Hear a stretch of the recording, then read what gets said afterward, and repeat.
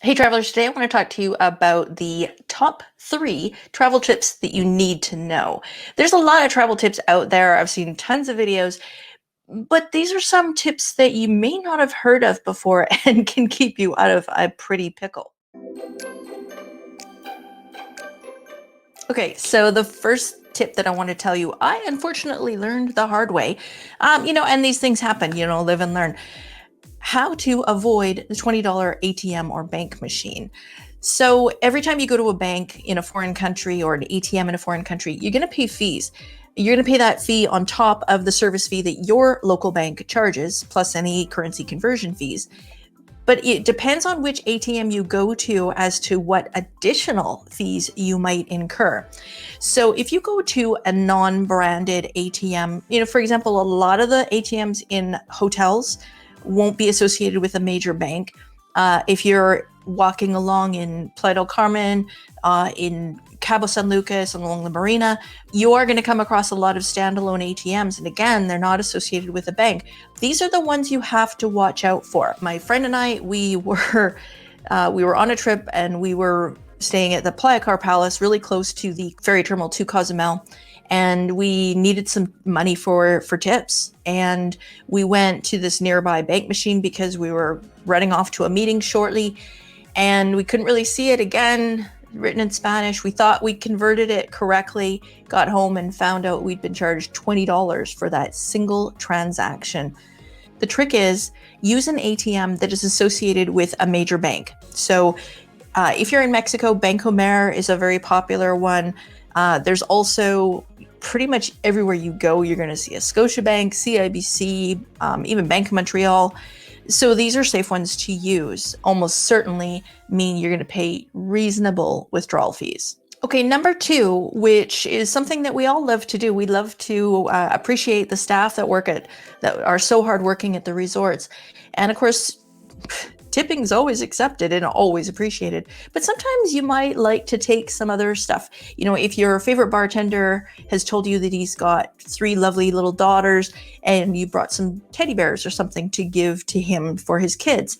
Maybe you go to the same resort every year and you know that you're the one bartender. I always say bartenders. I don't know why. There's a theme there, I think.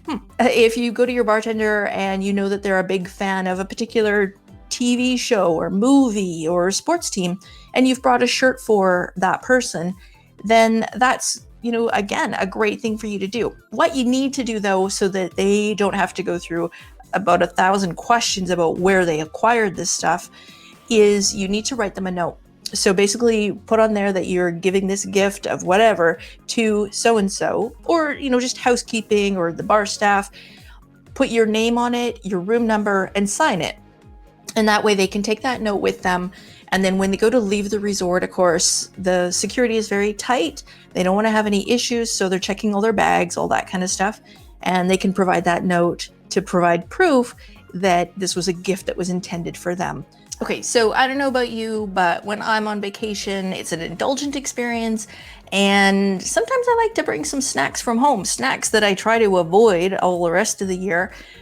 So when I'm on vacation, that's a chance for me to try them. I mean, sure, I could have the Fritos or the Pringles that are in the room or in the hotel gift shop. Been there, had that. It's not my favorite snack in the world. So why not take something that you're really going to enjoy? So the trick is declare, declare, declare. So whether it's a snack for the room, whether it's alcohol that you want to bring along from home, or whether it's treats for staff, I'm a Canadian, so we have access to ketchup chips, all dressed chips, cheesies, like I mentioned, kind of like a Cheeto, but about 1,000 times better. And these are things you can't get abroad. So sometimes it's neat to leave something different for staff, or for your favorite bartender or whomever it is. But you have to declare it on the way in. When you come in, the customs form clearly says, do you have any food with you? And all you have to do is just say, yes, I've probably taken food on the last 20 trips that I've been on, maybe more.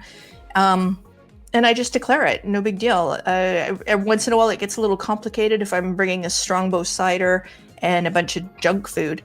I don't really know how to say that in Spanish. So kind of alcohol, kind of like beer, and junk food actually kind of translates fairly well. Chips, chocolates. So basically, yeah, just declare it on the way in. You might be asked to pay an import tax because you're bringing stuff in. I've never found this myself, but there are certain restrictions on items that you can bring in, especially when it comes to fruits and vegetables. So if you throw a banana in your bag for something to eat on the plane and you don't get a chance to eat it or you forget, don't think, oh, I'll just keep that in my bag and I'll have that before my excursion tomorrow. You have to declare it. They may or may not let you take it into the country. They may or may not ask you to pay a fee to do so. But if you don't declare it, I mean, I've seen some pretty horrific border security shows on TV where people were facing like $1,000 in fines because they had some extra food with them, which they didn't declare. Because once you've said you have none, well, now you're lying because you do have some. So hopefully these are tips that you didn't know before and can save you from getting into any trouble in the future. If you enjoyed this video, please give it a thumbs up. And don't forget to subscribe so you don't miss out on future videos and informational updates. And we'll see you on the next one.